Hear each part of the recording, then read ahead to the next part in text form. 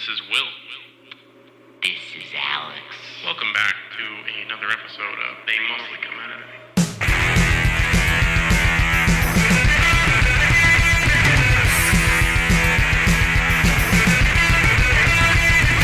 It. Welcome, everyone. Finally recording. We back. Sorry for the slight delay in episode releases. It's the same week. It's the same week. So you still got your content. Still weekly releases, okay? We give you what you want. And tonight we have a request. We do requests every 5 episodes. It is the mythical 5th episode. Yeah. So every 5 episodes we do a request. So get your requests in. We do them all the time, whether we like them or not. This one is not a bad one. So we do enjoy this one. This is a classic. Also, if you haven't already, please help us out in 2025. Every year. Like, comment, subscribe. You have been helping us every year. We really appreciate all our listeners. Every day. We get new subscribers, and it makes me so happy. But we need more. We want more. We're greedy. We want more. Okay? We want to take this micro podcast into... Macro. Yeah, macro. Exactly. We want to boost max this this podcast, okay? I don't know. Yeah, bro. Yeah, bro. We want to boost max it. Oh, yeah, bro. Boost them gains. But we really appreciate all you guys that listen and everyone that does. Also, like, comment, subscribe, share with your friends.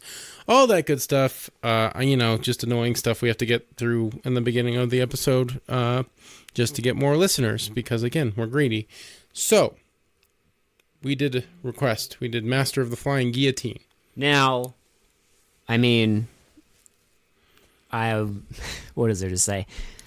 Okay, so let's just say first and foremost, we kind of fucked up. Well, we kind of screwed the pooch on this one a little bit. Well, it's okay because we've seen the movie before. We watched the movie, and we have seen it before, but we picked probably the best video quality and worst audio quality of all the videos on YouTube. So this somehow... has never been released and proper cleaned up HD beauty, whatever. So we found it on YouTube and it was what was the best visual quality. So we're watching it and it's going. And everything's going fine. We can understand everything and then it goes silent. It will go and then it will go silent for like a minute and then go back to audio and then we're like, okay, whatever. And then it would go from dubbed English to Mandarin. With no subtitles. And listen, I haven't been on Red Note enough to know any Chinese. I've been learning, but I don't know that much Chinese, okay? My Mandarin is not up to snuff, so I could not understand a single fucking word they were saying. Yeah, and it would go from that to back to English, back to silent, back to English, back to Mandarin, and on we did the ropey dope. So you could say that our viewing experience was a jumbled fucking mess. Yeah. But you know what? We still watched it, okay? You can't say that we didn't. We watched the entire movie like that, and I don't know how... That was an endurance test. And it wasn't as bad as watching things on Plex free on demand because holy shit. Still better than ads. Because, yeah, thank God we didn't have to watch any ads. But there are many versions of this on YouTube. Just don't watch the one we watched. Which is like the urban video, whatever. I don't know what it was. It was like the newest one on there. Watch it's shittier quality, but the audio's all there. The first one that comes up is it says English with subtitles. Yeah.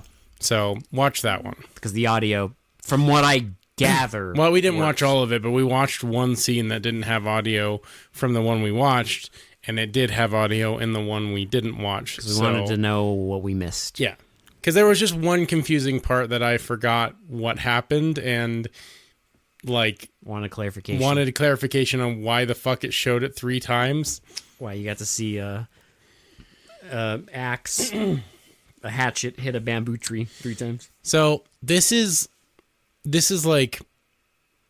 one of the first martial arts films I ever watched when getting into martial arts movies, like bootleg, shitty quality, Sunday Kung Fu kind of movie things. It's one of the first ones.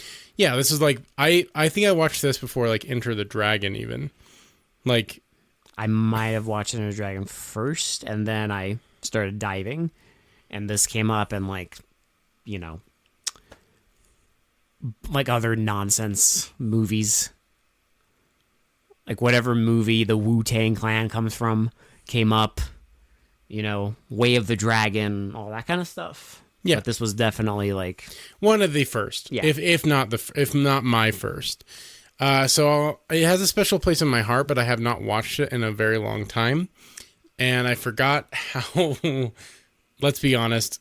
We can all be honest here, okay? Can we? It's a safe space. It's kind of stupid. I mean, this movie is ridiculous. It is ridiculous. I have, since I watched this the first time, you know, I've gone down the full rabbit hole. I've seen... well, I mean, we've watched tons on this podcast alone. Not even just this podcast, but like...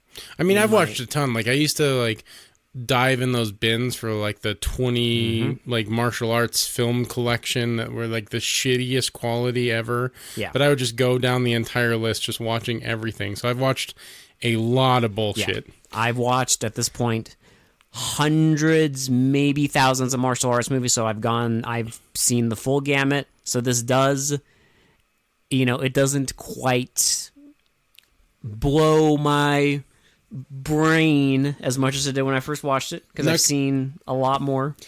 Can I just get this out of the way? I do think the fight scenes are really well done. The fight scenes are still great. The fight scenes are great. I love the tournament. I love the final fight scene in like the bird house and in the coffin maker's place. I think those are legitimately cool fights. I love when the young old man with the flying guillotine loses the flying guillotine and has to fight, like, show his prowess as like a martial artist without a weapon. And it's so fucking cool because, like, I mean, that guy, the one-armed boxer, he does so much with just, like, tucking his arm in front of him. He's flipping around, he's doing all that shit. It's impressive to see. Like, that takes some talent to make it look that cool while your arm is literally, like, tucked in front of you. While you're handicapping yourself. Yeah. And it's like, it's obvious that the arm is right there, but, like, he's supposed to be one-armed, so he does a lot with what he has, and I do want to commend this one for having really good fight scenes, because I remember they were cool when I watched it in the beginning, and they're still really cool now. I still really like them. Even though the story is a little bit... Simple and very just straightforward. It was just that thing of, like... Well, so we've seen so many of these movies, and not even talking the podcast, but just on our own time, free time, we've watched so many of these movies that it's just like, okay, you got the bad guy, he's got the grudge, there's a bunch of different styled fighters at a tournament, and there's shenanigans and double crosses, and it's like, I'm gonna help you. No, you can't, but I want to. Okay, like, it's just very, like, you know. I do think it's a little strange. I guess I didn't notice this before, but all the foreigners are, like, the bad guys. That's fine. Like, you probably didn't notice the brown face. I didn't notice the brown face when I was a kid. Probably because the quality you watched it on was even worse. Definitely noticed it this time around. Well, the quality's a little improved from when I probably first watched this. Yeah, and I was like, I don't really know what to say about the obvious racism. Listen, it was a product of the time. Okay. I don't think anybody involved with this movie cares about literally anything on the planet. I don't think they do. Anything on the planet. I don't think they do either. What I will say is I did find that interesting. Still a very watchable movie. Yeah. Like, it's not, like, uncomfy. Like, it's not like... No, it's not, I mean, it's not... It's not like when you're watching, like, Holiday Inn and they start doing, like, a minstrel show. Like, that's a little... There's no minstrel shows here. That's a little fucking hard to watch. Thankfully. Thank God. There is brown face, so if you're uncomfortable with that, trigger warning. 2 brown faces. There's two brown faces. One is a guy that's supposed to be from India, and then one... Sure. And then one guy is from Thailand who does, like, Muay Thai. I think that's what it's supposed to be. But they play very obvious, like, they each have a theme, and it's very much... Which is fine. I guess it's fine. Every fighter has their, like, theme music. Yeah. And, you know, but the one thing, and this is, like, what I would be interested in, because we're watching the dub, right? And maybe one day in the future, they'll finally clean this up. I would love that. I would buy it. I would watch it. I can watch this in the original language as intended in, like, good quality, but because it's dubbed, when the one scene, at least the one scene that we could actually hear, where the Indian guy talks, the guy who's dubbing him puts on, like, a fake accent. And I'd be curious if in the original, like, Mandarin, if they do that. If anyone has seen the original Mandarin... I don't even know at this point. Not on this podcast. I mean, if any of our audience has. Doubtful. It probably is doubtful, but if there is that one listener that has seen it and is, like, chomping at the bit, comment and let us know if they do accents for the quote-unquote foreigners in the film. But the Indian guy, he's got the stretchy arms, which is great. I wonder if Street Fighter took inspiration from this, like, for Dalsum. Probably. Because Dalsum, like, he stretches his arms and... Probably. Yeah. They might have. I mean, it was popular enough. I know, it was cool. Like, and then, of course, they have the other foreigners, a Japanese guy with a straw hat and like tonfas. I don't know. What I mean, I'm surprised they didn't go with the obvious samurai sword, but like that'd be too easy. And I don't know. I think they're called tonfas because they're like the things you grab, and it has like a shorter end on one side, and then it guards your shin. It looks like a nightstick. It guards your shin. But they have built-in knives. Yeah. There's not your shin, your elbow, your forearm. But yeah, they have built-in knives. And his name is something. Knife in the wind or wind? No in knife. The, no knife in the wind or something like that. He has a knife, and they subvert your expectations. So he tricks people. He's like, I don't have a knife. Psych. Let's talk history, because a long time ago. Obviously, this is going to be a rambler. Well, a long time ago, there was a movie called The One-Armed Swordsman. Yes. And then there was a trilogy. From what I know, there's just the OG trilogy. If they made spin-offs of the trilogy, but honestly, I'm not even bothering. There's 3 of them. Yes. And then the same actor was, I'm guessing the thought process was, hey, people love this one-armed man shit. I mean, it is cool. I already know how to do this. How about this? Instead of One-Armed Swordsman, we'll make a spin-off called The One-Armed Boxer. So they did The One-Armed Boxer, and then this movie is a sequel to One-Armed Boxer. And yes. I would venture to guess that 95% of people who've seen Master of the Flying Guillotine have never seen or fucking heard of One-Armed Boxer. I've never seen One-Armed Boxer. I never have either, but they do show a scene from One-Armed Boxer. I've seen One-Armed Swordsman. I've never fucking seen One-Armed Boxer. Now, don't also history. Don't get this confused with Flying Guillotine, which is a movie from the previous year that has nothing to do with this movie. A year after this was a prequel called Fatal Flying Guillotine, a prequel to this. Yeah, and then there's also a sequel to Flying Guillotine, which has nothing to do with either of those 2 movies. Does it matter? Absolutely not. No, it doesn't matter at all, because they're all just like martial arts schlock, but it's great. Because the basic setup of this is the 2 guys that are Mans, the One-Armed Boxer, kills in the first movie. Because at a certain point we do get a flashback of him killing them, and it's a scene from the One-Armed Boxer, I presume. Yeah. Because One-Armed Boxer was made in like 1971, I think? 2, I think. 2. And so we get a scene of him like killing him. One of them like inflates themselves, and he like becomes the wide meme. Yeah, and he deflates him and like kills him. The music. Yeah. And so like our blind guy, he's the master of the Flying Guillotine. And he's angry. He is angry, but he trains a lot for martial arts. And he gets a pigeon, and it's just a block of wood with a one-armed guy on it. And yeah. And he knows that he has to go after the one-armed guy. And I love every scene of him just murdering random dudes that happen to have one arm. Because he kills like a bum in a noodle shop.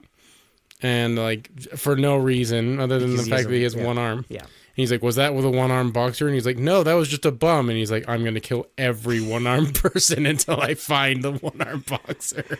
Yeah, during the tournament, he kills another one-armed boxer.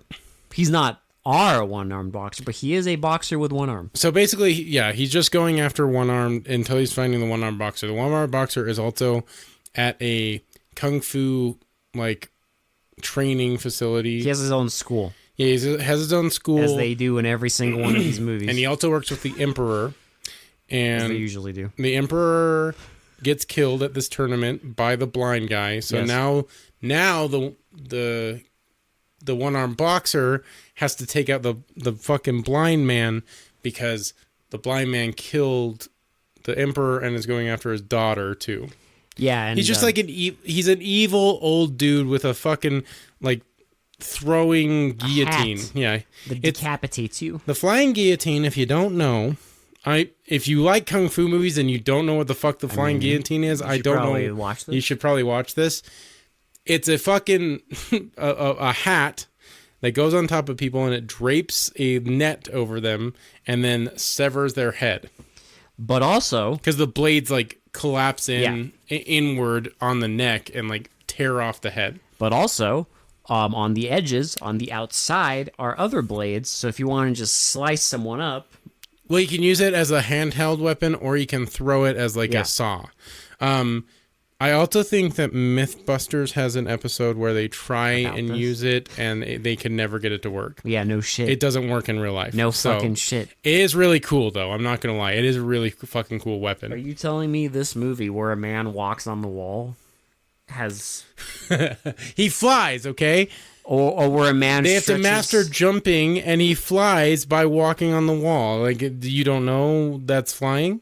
Well, he's clearly the expert. If you control your breathing, you can walk on walls. That one guy didn't control his breathing enough. Yeah, he didn't walk on that wicker basket not full of stones. It's like yoga. This all happens in the movie, by the way. And also we have the extendo arm guy. We have the monkey man. The monkey man. We have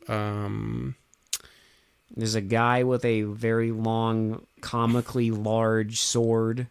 Well, there's also a guy who can like walk on spikes, but then gets killed by them. He gets annihilated by. And we thought it was the Muay Thai guy, but it's not. By a guy with a. Even though it might be the same actor, I don't know. I didn't look it up. I don't know. He gets killed by a guy with a long, like curved blade. The girl. No, the guy with the curved blade gets killed by the guy with the rope, but the guy with the rope uses his curved blade against him and like ties it to his shoulder and because the guy with the guy with the is it with the hair rope? No, because remember when they're on the poles, the guy with the fucking curved blade starts going and the guy with the rope like attaches his rope to the fucking knife and like brings it down on the guy's shoulder and then kicks him into the spikes and he dies on the spikes. Yeah. There's also the guy with the hair. He chokes someone out with the hair. You never see him ever again. Well, because they both die. Oh, that's right. Oh, you're right. Yeah, because he chokes him to death, and then the other guy stabs him with his fingers. Yeah, he was holding him so hard that he killed him. That he shattered his organs by poking him. But they both die during the fight. This is all the tournament, so. The Emperor holds a tournament where like anyone can join, foreigners, anyone, it doesn't matter. Anyone can join, and you just have to be good at you just have to be good at some sort of martial art. We don't know if it's for. I can't remember if it's for anything. It's just for fun. Who cares? For us, it's for fun. Yeah. Probably that audio that got cut from the fucking scene where he's talking to his daughter. He probably says what it's for, but. He also wants the one-armed boxer there because, again, they work together.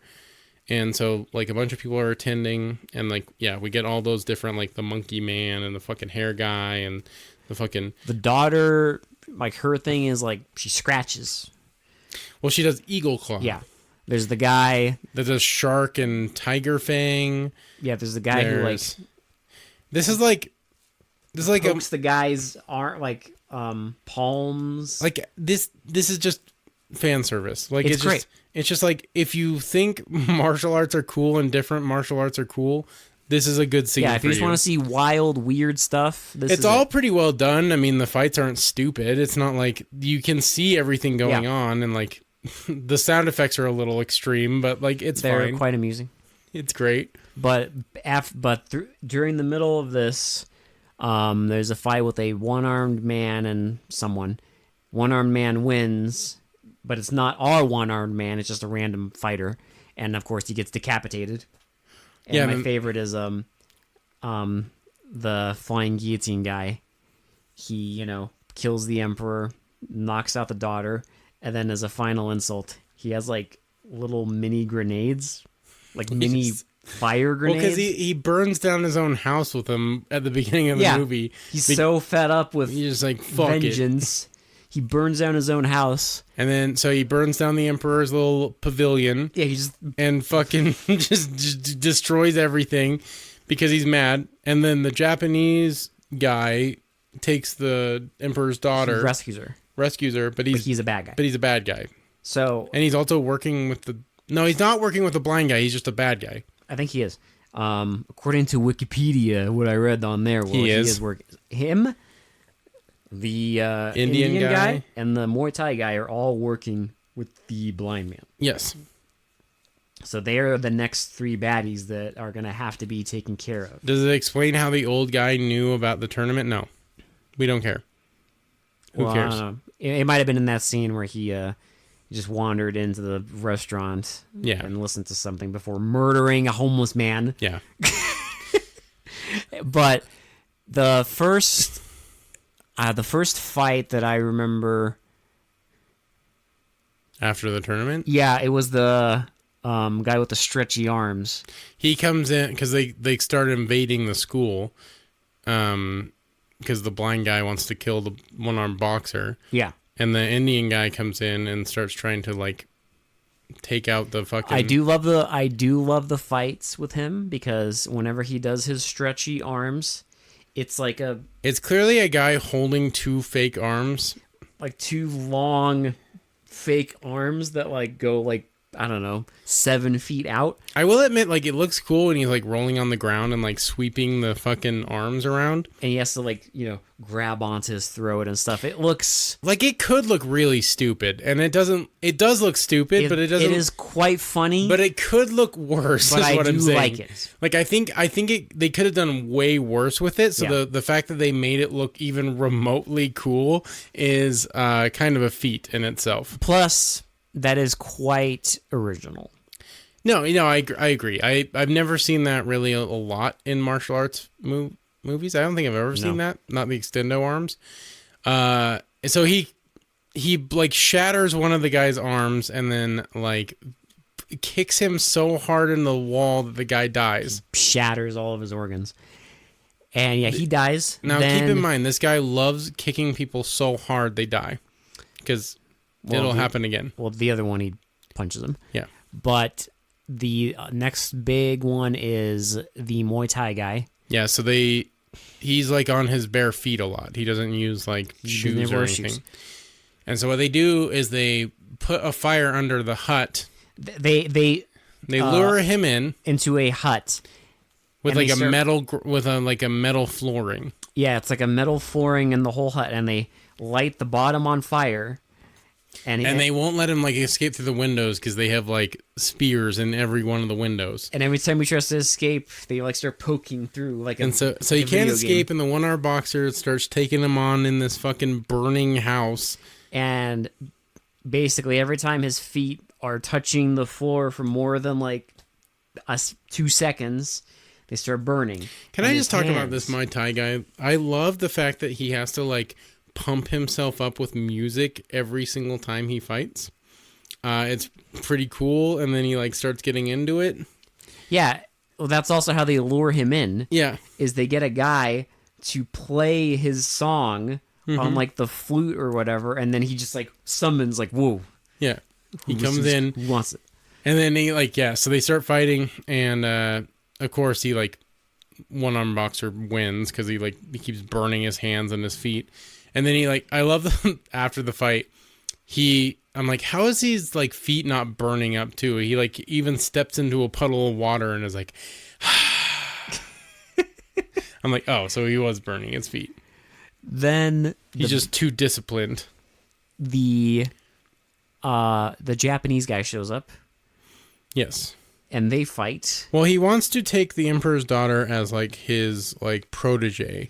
Yeah, because she has potential, but she's not quite there yet.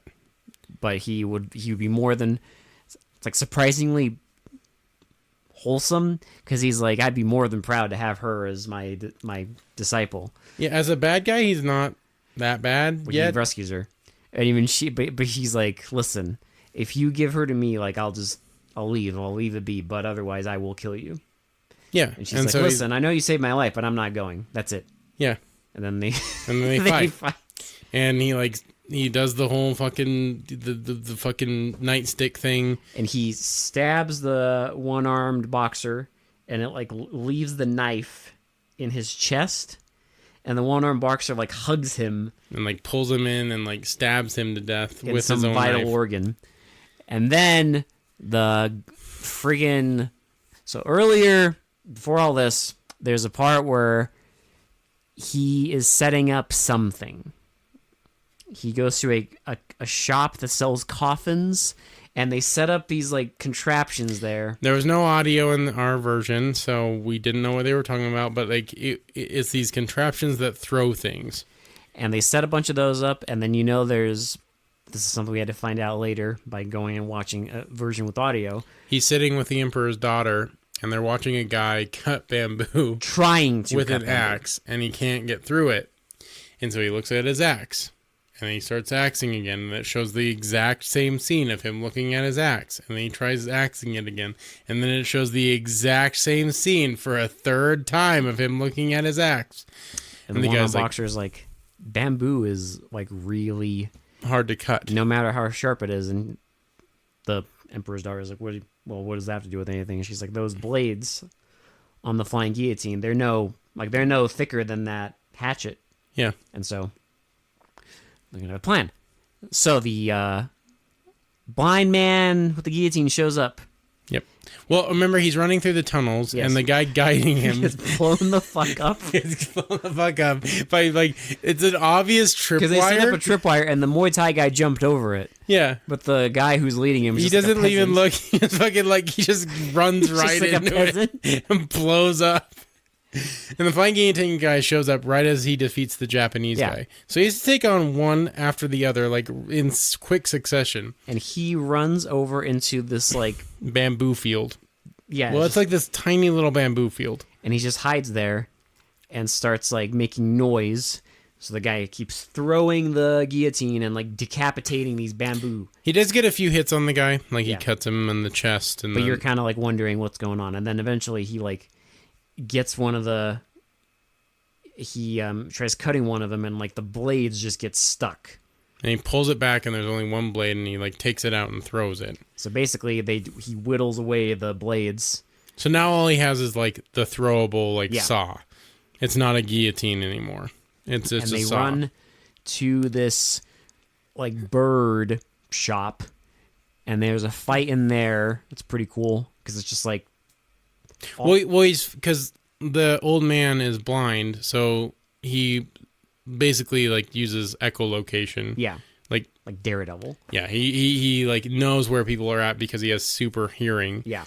And so when the guy goes into the bird shop, it's hard to hear the guy because there's so many birds around. Plus you get a lot of cool shots of just them fighting, and there's just birds flying pigeons flying around and everything. And then finally he does punch him into the coffin shop.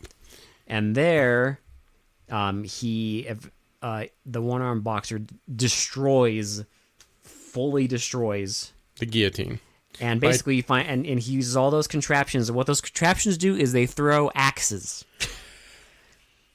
And after he destroys the guillotine, you get this really cool, hand-to-hand combat scene. It's just both of them are like bloody, and it's aggressive, and it's great. It's everything you want in like a final showdown, because it's just raw.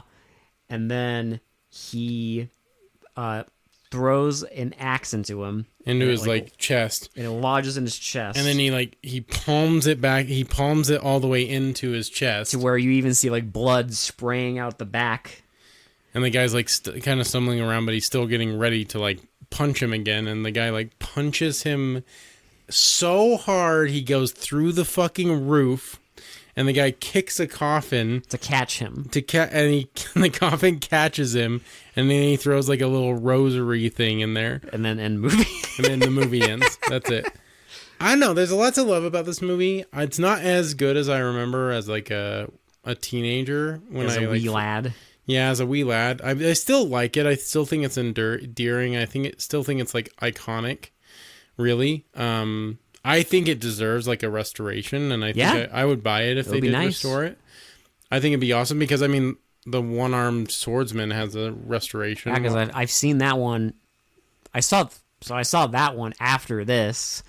Like I said, I've never seen One-Armed Boxer, but I saw One-Armed Swordsman in like HD. So yeah, so I don't know why this doesn't have an HD release. I think that'd be really cool. If it does, I don't know about it. So. It's not localized here, to United and I'm pretty States. sure it's never been, because trust me, when I watch my my martial arts nonsense, I always try to get it in HD, even if it's like from overseas with no subtitles. Don't care.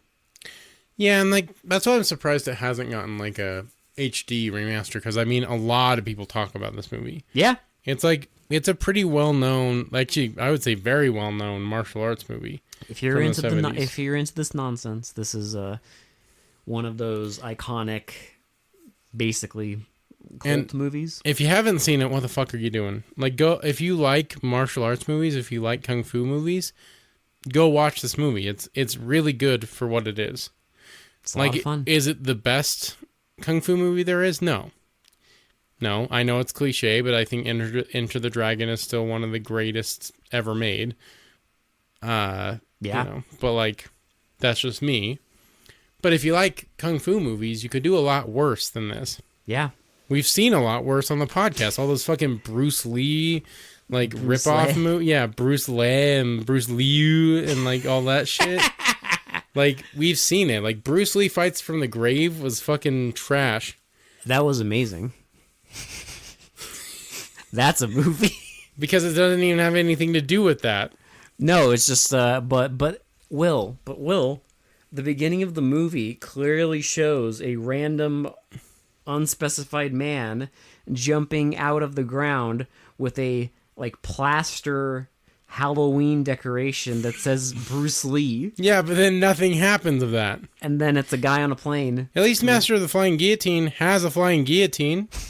It is what it is. It is what it says it is. It's not a scam movie. It's not a scam movie. They don't try and fucking like. They don't like rope-a-dope you.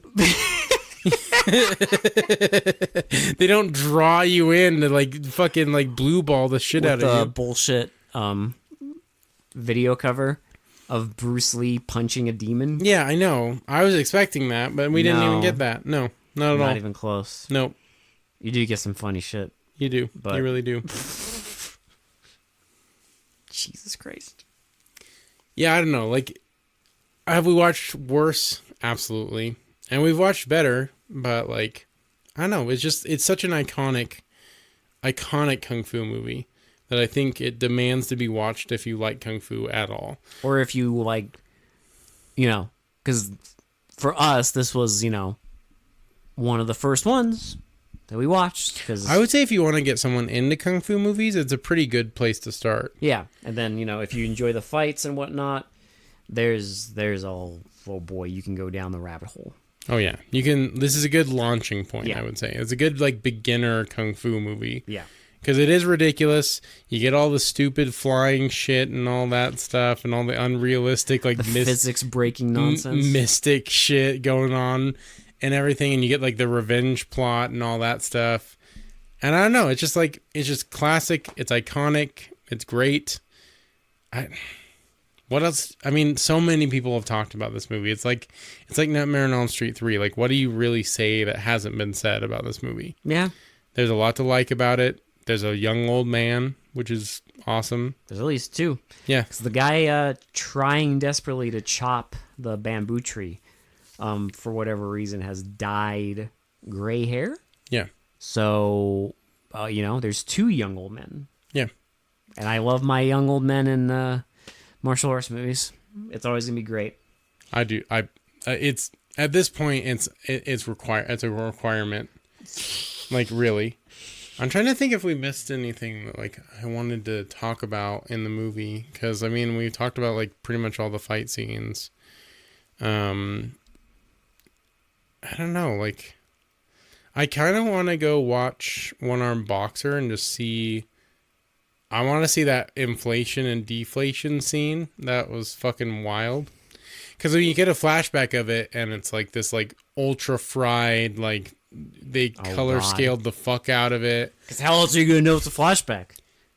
It looks fucking atrocious. But it is a scene from that movie. Yeah, I don't remember how he kills the first guy. Oh, do you remember the Master of the Flying Guillotine can, like, turn his head, like, all the way around? Yeah, there's one scene where he's it in the coffin shop and he 360 turns his head. like the fucking, like, Reagan from The Exorcist. For like 3 seconds. Yeah. Yeah, that's a thing. They never do that before or after. No. But when they first did it, I was like, wait a minute. I don't even know why they did it. Like, they're just because why not? Because he can do shit. That's why. Because he's the fucking master of the flying guillotine, okay? His kung fu is so strong. He is a pretty badass character, I'm not going to lie. I actually like him as an antagonist. He has a great zest for kung fu treachery. Yeah, he really does. He really, truly does.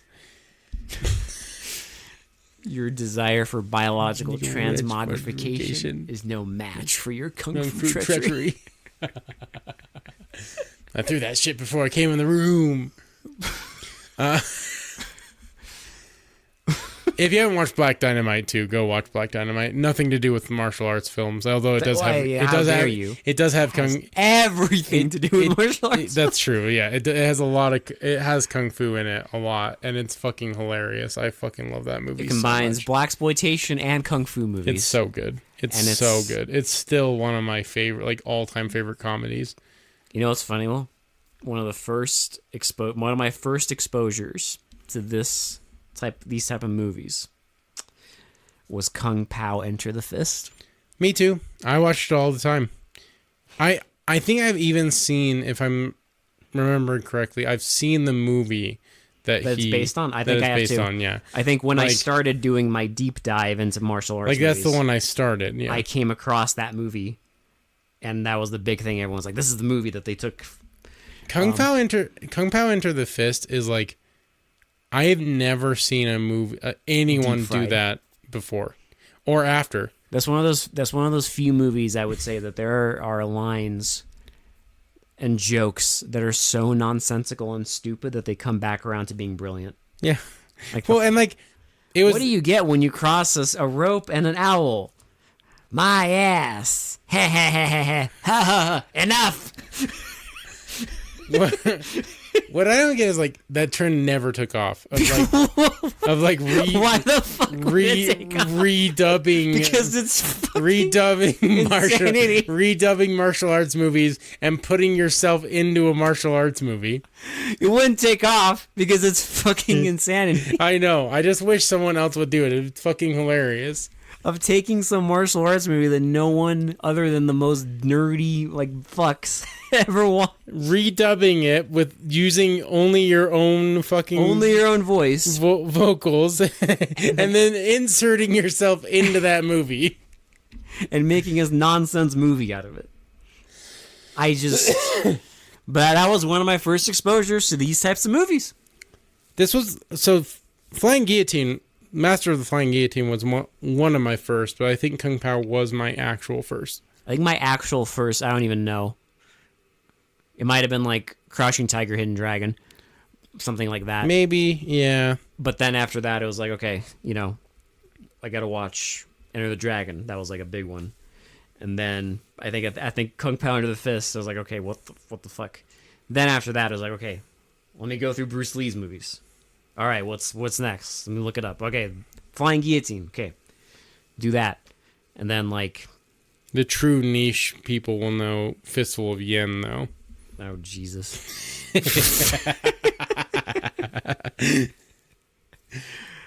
Now we're just talking about martial arts movies. But yeah, it's just because like Flying Guillotine is just like one of those movies where it just starts that conversation. Yeah. It's one of those movies that like you think about fondly, you remember it, you watch it again, it's just as ridiculous as it always has been, and it will never change, and it's fucking awesome. It's campy, it's stupid.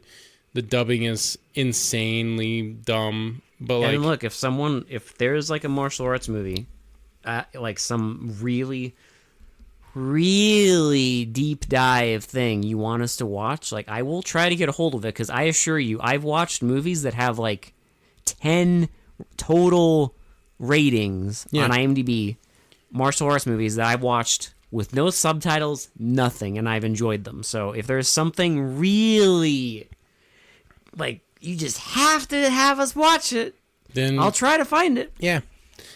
Listen, if there is ever a recommendation that we cannot find, we will fess up to it. Yeah, like there have been recommendations where it's like I've tried, I cannot. And if you have a copy or want to send it to us, we can set up something. So if there is something so obscure that only you have a copy of, or like only you know where to get it, talk to us and we will try and find it and review it for you. Yeah. That we are dedicated to our fan base, and we want to make sure that we produce the best quality reviews we can for you guys who listen. The content you want. You demanded. You demand it. You know, we're a small podcast, but we still love our audience. So, yeah, get those in. Shitty to pretty on Flying Guillotine. Do we even have to? It's just so iconic. I don't know. I'll give it an 8. Yeah, I think an 8's good. Like, there's not really a point to reviewing it because everyone knows this fucking movie. Everyone loves. That's why it's a ramble. Yeah, everyone loves this movie. But like, 8 out of 10, great, because it didn't go as ridiculous. And my only thing is like when with me, I've always, if I'm talking like martial arts movies, I've always preferred the modern settings. Like, yeah, rather than like ancient China. I don't know. Like, I can never get as into the whole ancient settings and emperors and lords. I just never really connected as much. Even like new ones, like you mentioned, House of Crouching Tiger, Hidden Dragon. Yeah, Crouching Tiger, Hidden Dragon, House of Flying Daggers, like stuff like that. Like they're good, but I never liked those either. I don't connect as much as I would to like John Woo movies, or like modern settings like Enter the Dragon. Yeah, like I do like a modern martial arts film. Yeah. I don't mind these, but like I do prefer modern. Yeah. I just connect with those more. Yeah, exactly. But I do like these old ones because they use like the swords and like shit like that. Yeah, that's the one thing you don't really get as much in the modern settings. Yeah. Though some of them still do. Because they know what the audience wants. And they'll still find a way to get swords and knives and all sorts of batshit insane weapons in there. But out of like the ones in this setting, I do rank this pretty high in terms of like, okay, I was into this. Yeah, no, definitely. And that's again because it just is so iconic.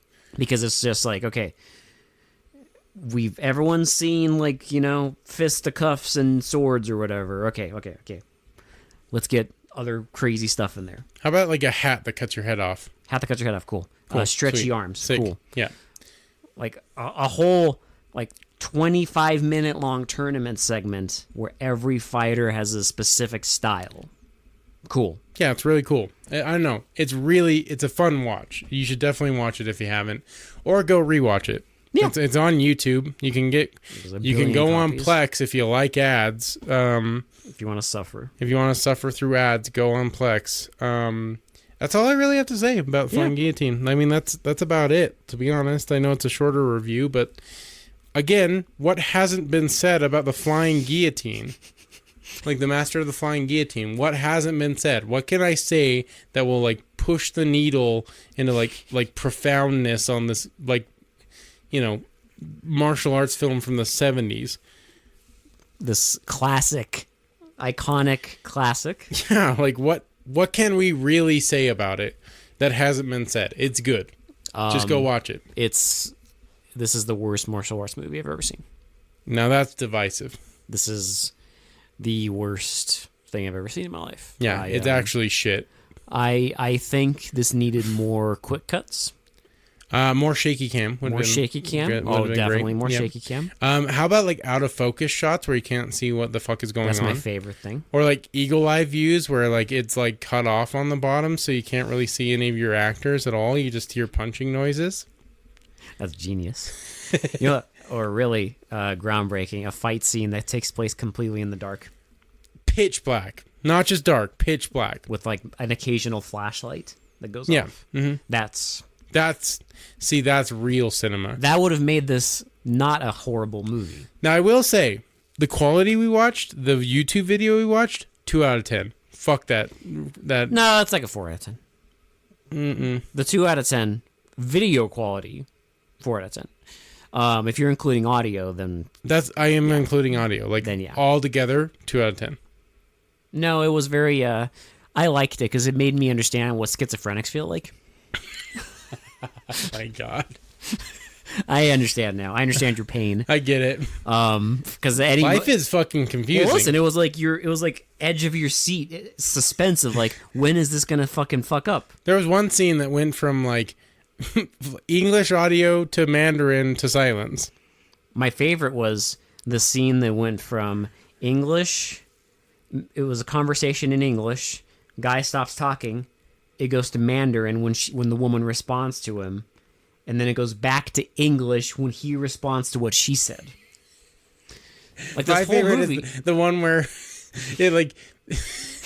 it played audio for like 2 seconds. Oh, it was the music, and then went back to silence. It played the villain song for like 2 seconds, and then glitched out again. Yeah, do not watch this one. But you know, again, you just sat there the whole time, like in suspense, like. When is it gonna? You know, if you want a different viewing experience, go watch this one. Yeah. But if you want the same viewing experience, go watch a better quality. Do you want to see what a crazy person feels like? Yeah. Go watch it this way. Perfect. And then you'll understand what insanity feels like. But if you want, you know, a normal, bland... A normal viewing experience.